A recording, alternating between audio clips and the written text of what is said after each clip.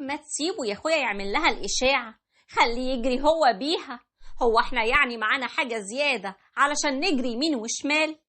وبعدين إسلام فاضي، يعني من الآخر في حكم نفسه، لكن انت شغال تحت رحمة ناس. وانا ليه يعني اشيل نفسي في جمايل علشان بس هو معاه فلوس؟ انا مش عاوزه يعمل لها حاجة. ده الكلام اللي حصل ما بين اخو مراتي ومراته. وعلى مين الكلام ده بقى؟ والله ما هتصدقوا، على امه. لما انا قلت ان انا اللي هعالجها واقوم بكل علاجها، هو بقى لا عاوز يعالجها ولا عاوزني انا حتى اعالجها. مفيش رحمة بجنيه. وعلشان نشوف كل الحكاية بينا نحكيها من البداية، بس الأول بدعوكم تعملوا لايك للفيديو وتشتركوا في قنواتنا حكاوي الدنيا وحكاوي الدنيا 2 وقضايا حكاوي الدنيا، وتفعلوا زر الجرس على الكل عشان يوصلكوا دايما كل جديد من فيديوهاتنا. ده لو انت معانا على اليوتيوب، ولو كنت معانا على الفيسبوك لايك وشير لو حبيتوا الفيديو، وبينا نبدأ حكايتنا. أنا إسلام، عندي 40 سنة، متجوز هبة من حوالي 12 سنة، بشتغل محامي والحمد لله مستواي المادي كويس جدا، ومعانا بنتين وولد. من ساعة ما خطبت هبة وهي والدتها ليها معزة خاصة قوي كده في قلبي، راعت ظروفي وكانت ليا أم مش حما.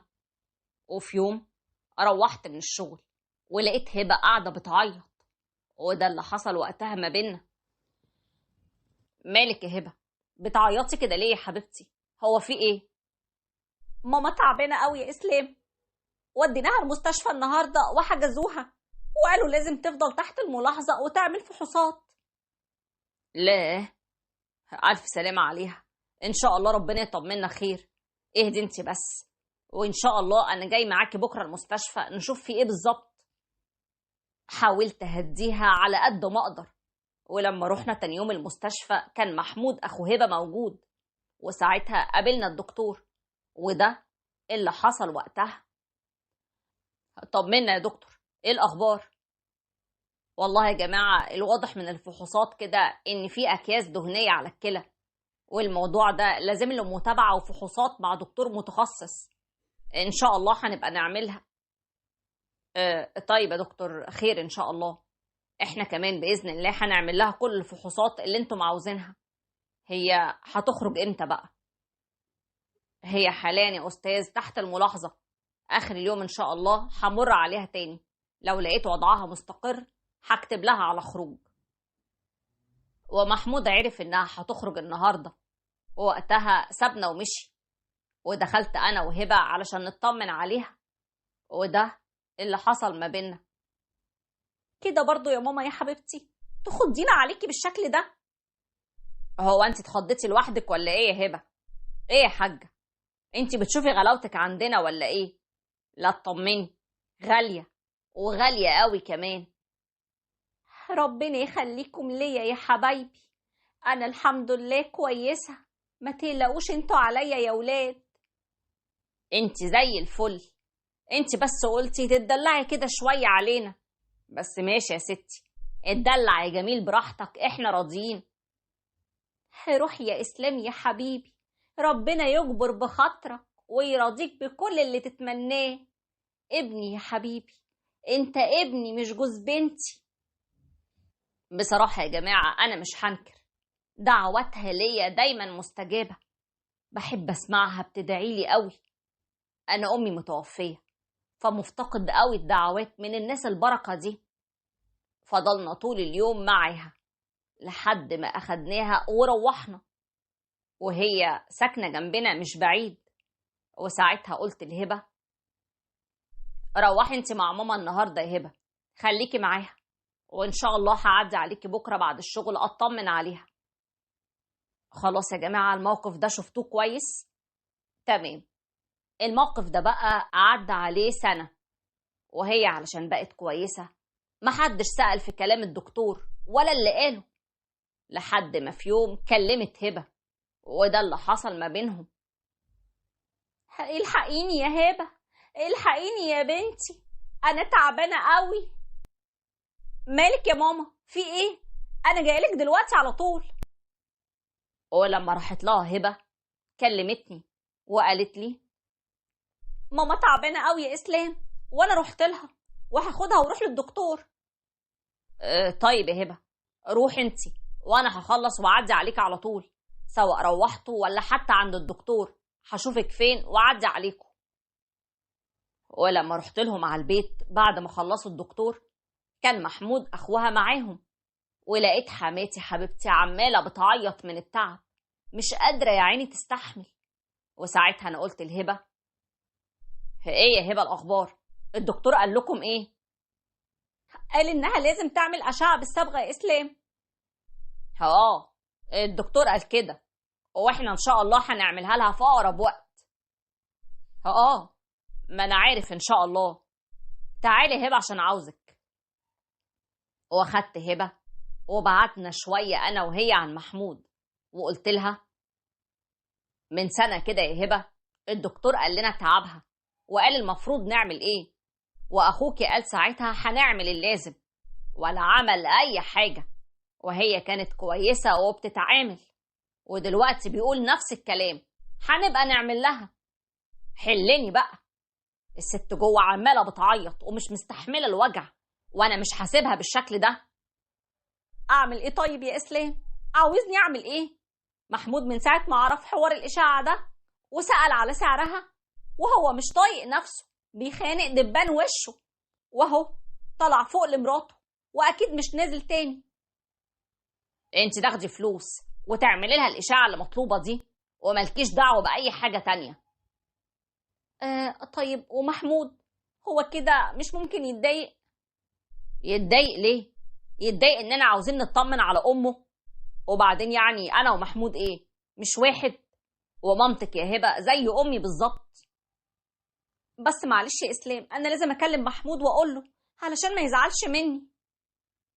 وكلمته فعلا هبة ووصلت له الرسالة اللي انا قلتها لها، وقتها بقى قال لها وهو يدفع تمن الاشاعة ليه؟ انا الاشاعة دي اصلا مش هعملها لها، هبقى اشوف لها دكتور تاني. هي بتتوجع جامد قوي يا محمود، احنا عاوزين حاجة تساعد في التشخيص بسرعة، وده تاني دكتور قال لها نعمل الاشاعة دي وطلبها. تيجي له يمين يجي لها شمال. وبعد ما قفل محمود مع هبة عرفنا بعد كده ان ده اللي دار ما بينه وما بين مراته.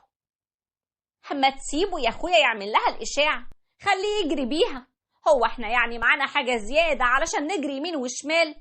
وبعدين اسلام فاضي في حكم نفسه، لكن انت شغال تحت رحمة ناس. وانا ليه يعني اشيل نفسي جمايل علشان بس هو معاه فلوس؟ انا مش عاوزه يعمل لها اي حاجة. محمود يا جماعة ساكن في الشقة اللي فوق مامته، وربنا رزقه بزوجة مفيش بينها وبين حماتي اي عمار، هي طبعها وحش جدا ودايما تقوم محمود على اهله، وهو كمان ايه ما يتوصاش، طبعه جامد قوي، وفي نفس الوقت في ايد مراته اللي تقول عليه هو اللي يتنفذ سمعا وطاعا. وتاني يوم حماتي عرفت اللي حصل ولقيتها بتكلمني وبتقولي اوعى تزعل من اخوك محمود يا اسلام يا ابني، معلش يا حبيبي، هو كده مدب شوية وانت بقى الكبير العاقل، وبعدين يعني الموضوع بسيط، هو انا بكرة ابقى كويسة يا حبيبي بالعلاج، ما تتعبش نفسك. ولا يهمك يا حبيبتي، المهم بس نطمن عليكي وعلى صحتك، ومفيش حاجة اسمها ما تتعبش نفسك. اعملي حسابك اني هعدي عليك النهاردة بعد الشغل وهنروح نعمل الاشاعة سوا ومن غير ما اي حد يعرف اي حاجة. انا مش عارفة اقول لك ايه، روح يا ابني، ربنا ما يحرمني منك ابدا ويوسع رزقك ويبارك لك فيه.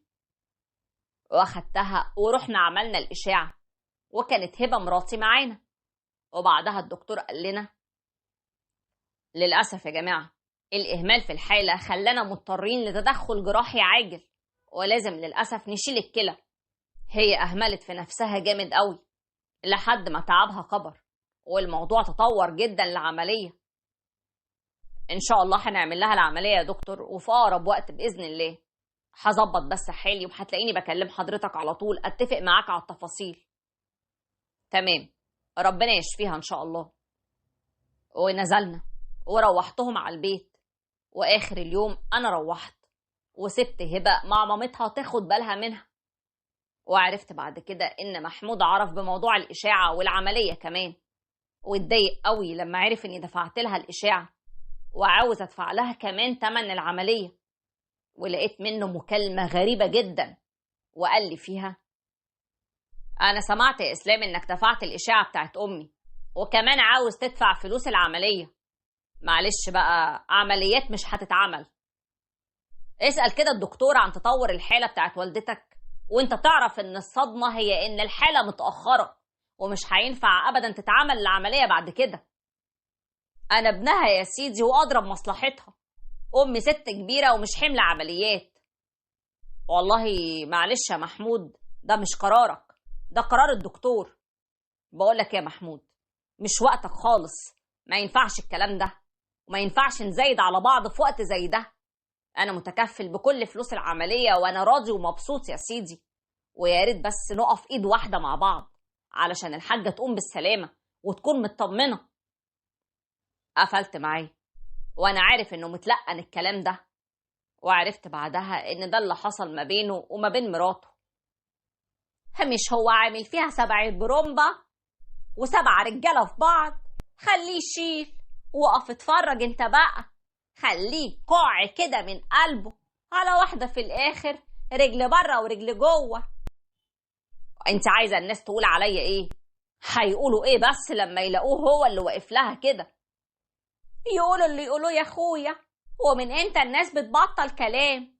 خلي اللي يقول يقول، واحنا ولا يهمنا. يعني بالبلدي كل اللي يهمه منظره قدام الناس، مش قدام ربنا ولا قدام أمه. وسمح لمراته إنها تقول الكلام ده على أمه. هنقول إيه؟ ربنا يهديه ويصلح حاله. والحمد لله ربنا قدرني وقمت بكل مصاريف العملية، وحماتي الحمد لله بدأت تتحسن واحدة واحدة، وربنا كرمني في شغلي جدا. على فكرة يا جماعة، تصوروا إن ده حصل بعد ما طلعت فلوس العملية، وكأن ربنا ردها لي أضعاف. وفي يوم هبة كانت عند مامتها، وعرفت بعد كده إن ده اللي حصل ما بينهم. شفتي يا هبة؟ شفتي مرات أخوكي؟ ما نزلتش حتى بصت عليا بعد العملية. معلش يا ماما، إحنا اللي لينا محمود مش هي، ملناش دعوة بيها. هو محمود عدى عليا مرة واحدة كده، وطياري كمان. هقول إيه؟ ربنا يهديك يا محمود يا ابني. بقولك إيه يا ماما بقى، إحنا مش عاوزينك متضايقة ولا متوترة كده، زي ما الدكتور ما قال. ربنا يا حبيبتي يتم شفاكي على خير يا ست الكل يا قمر انتي، ويخليكي لينا يا رب. هو يخليكوا ليا يا حبيبتي انتي وجوزك الأمير الأصيل ابن الأصول. ربنا يفتح له الأبواب المقفولة ويرزقه من واسع فضله يا رب، قادر يا كريم. أهو هم دول الدعوتين اللي أنا محتاج لهم وعايش بيهم كمان. الحما ممكن تكون أم بعد الأم فعلا، لأن المعاملة الطيبة هي اللي بتخلق الود ده. الأم دي حاجة كبيرة قوي، وكون إننا نحط حد مكان أمهاتنا فده مكانته كبيرة قوي، بس بتكون على قد اللي يستاهلها، وكل واحد بيحدد مكانته وغلاوته بمعاملته، مش بدرجة القرابة أبدا.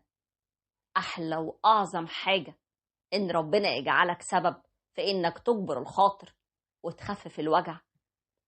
ولو وصلتوا لنهاية حلقتنا بتمنى ما تنسونيش في اللايك